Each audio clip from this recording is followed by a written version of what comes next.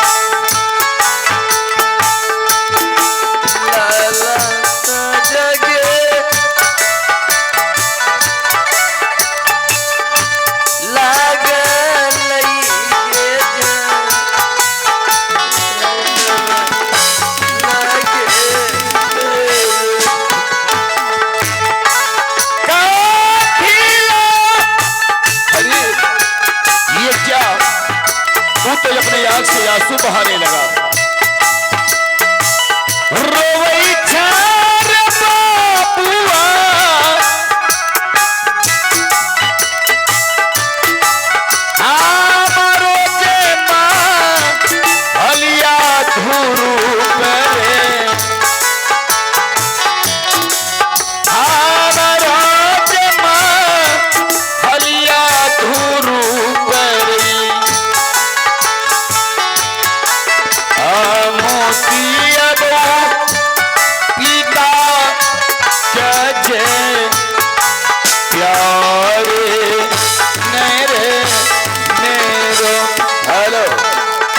भक्त ध्रुव कुमार ये तो क्या कर रहा है मेरे दरबार में?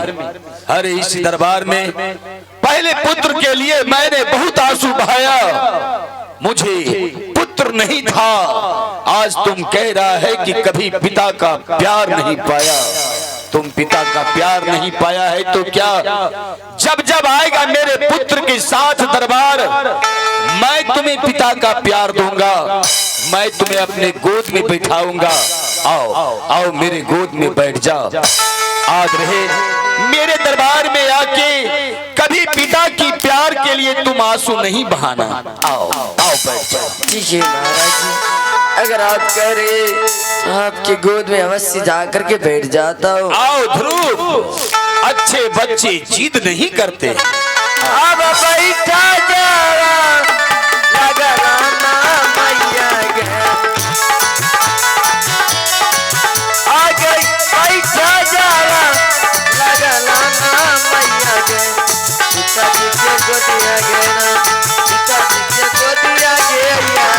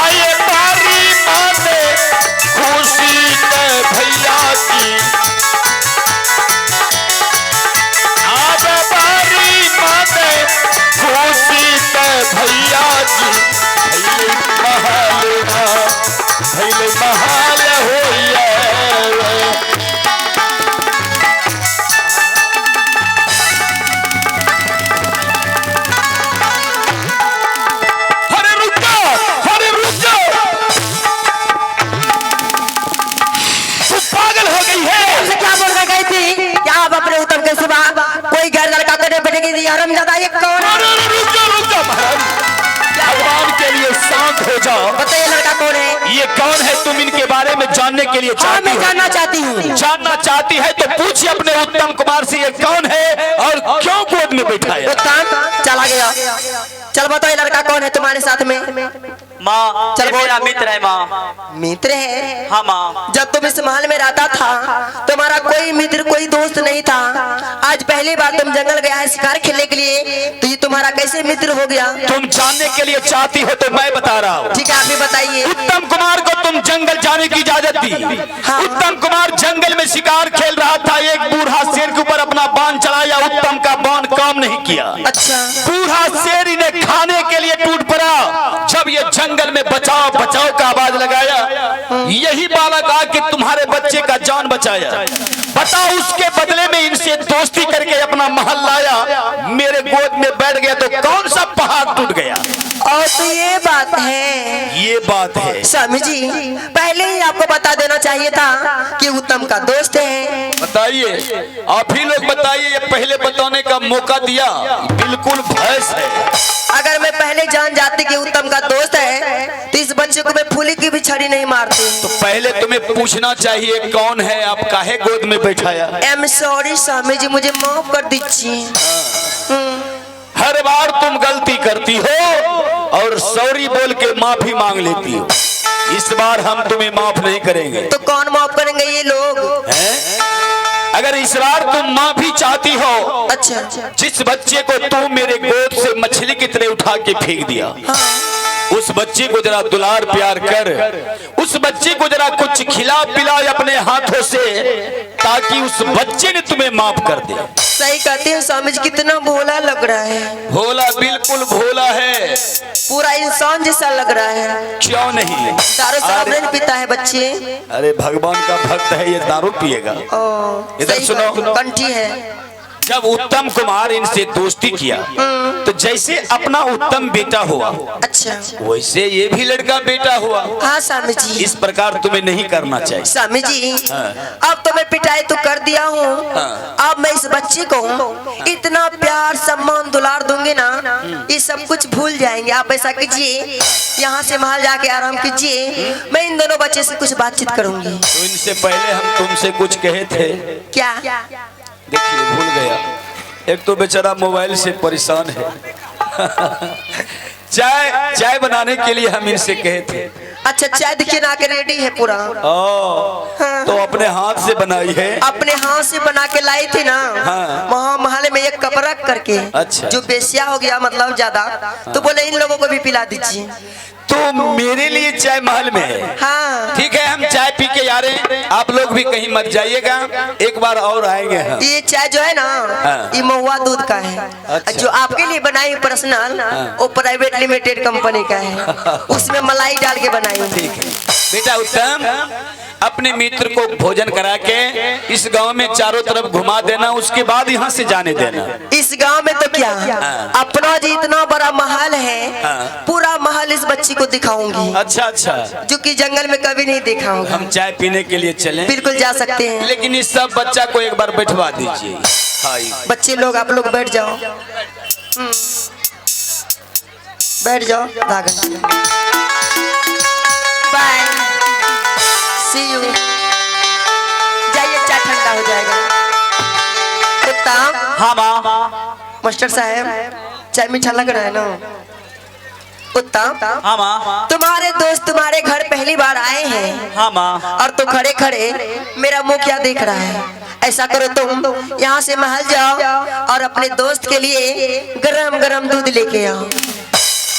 गरम किया हुआ है माँ? ठीक है, जा रहा हूँ। सुनो ना, बोलो माँ। दूध को छोड़ दो, वो बहुत गर्म है। पहले अपने दोस्त के लिए नाश्ता लेके आओ। नाश्ता? बच्चे, भूख लगा है ना इसमें? बहुत जोर से भूख लगा है माँ। बहुत जोर से भूख लगा है, इसीलिए तुम्हारा सेहत गल चुका है।